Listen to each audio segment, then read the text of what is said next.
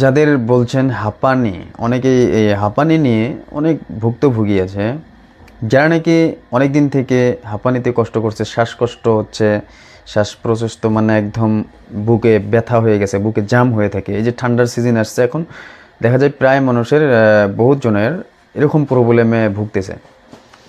তো যারা নাকি এরকম বিমারে হাঁপানি বা কেউ কেউ বলে থাকে এজমা, অ্যাকচুয়ালি বিমারের নাম হয়েছে এজমা, কিন্তু আমাদের যার যার আঞ্চলিক ভাষা এটি হাঁপানি বলে থাকি। এটি অত্যন্ত গুরুত্বপূর্ণ। যারা নাকি কষ্টতে ভুগতেছেন তাদেরকে আমি একটি কোরআন থেকে একটি আমল নেওয়া, সেই আমলটি যদি নিয়মিত আপনারা করেন, অবশ্যই আল্লাহ রাব্বুল আলামিন এই বিমার থেকে আপনাকে নাজাত দিবে। তো প্রিয় দর্শক, প্রথমে আমরা শুনে নেই যে এই বিমার যাদের যাদের আছেন তাদের কিছু নিয়ম আছে বা ব্যাড হ্যাবিট আছে বা কিছু কিছু নিয়ম আছে, সেই নিয়মগুলো আপনারা মেনে চলতে হবে।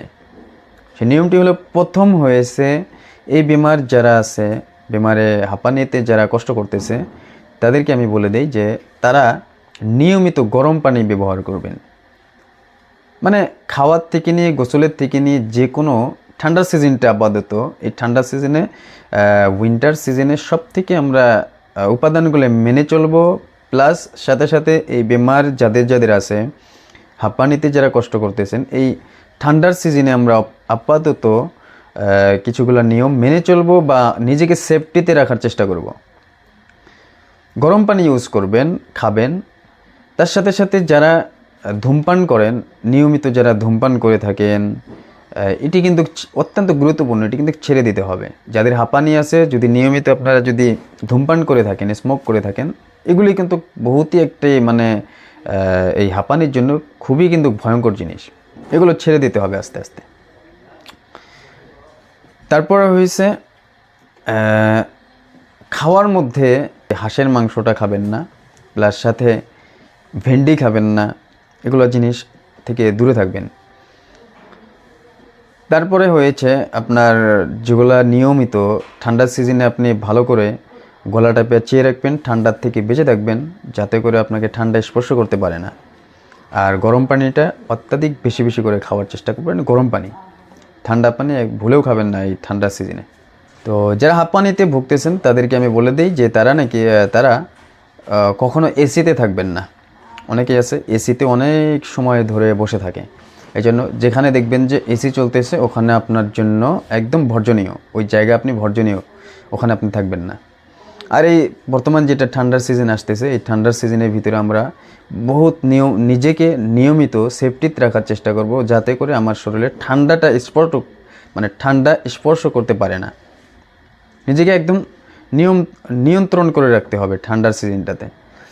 তো প্রিয় ভাইরা, আমি আজকে আপনাদের নিয়মিত একটি আমল দেব। সেই আমলটি যদি আপনি করতে পারেন নিয়মিত, আপনার এই হাঁপানি আল্লাহ রাব্বুল আলামিন চাইলে আপনার শরীর থেকে একদম চিরতরে খতম করে দিতে পারে।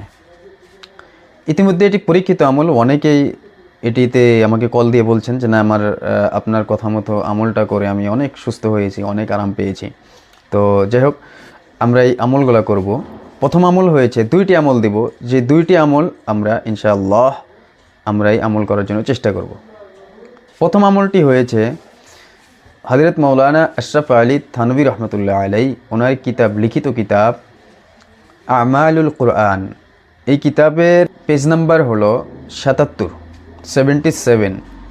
তো এখানে উনি উল্লেখ করেছেন এই কিতাবে যে পবিত্র কোরআন সূরা আল ইমরান 73 নম্বর আয়াত, ডেইলি সকালে ঘুম থেকে উঠে সূরা আল ইমরানের 73 নম্বর আয়াতটি 7 বার পড়ে নেবেন। পরে লম্বা শ্বাস নেবেন, মানে 7 বার এই আয়াতটি পড়ে নেবেন। প্রথমে আয়াতটি পরে লম্বা করে শ্বাস নেবেন।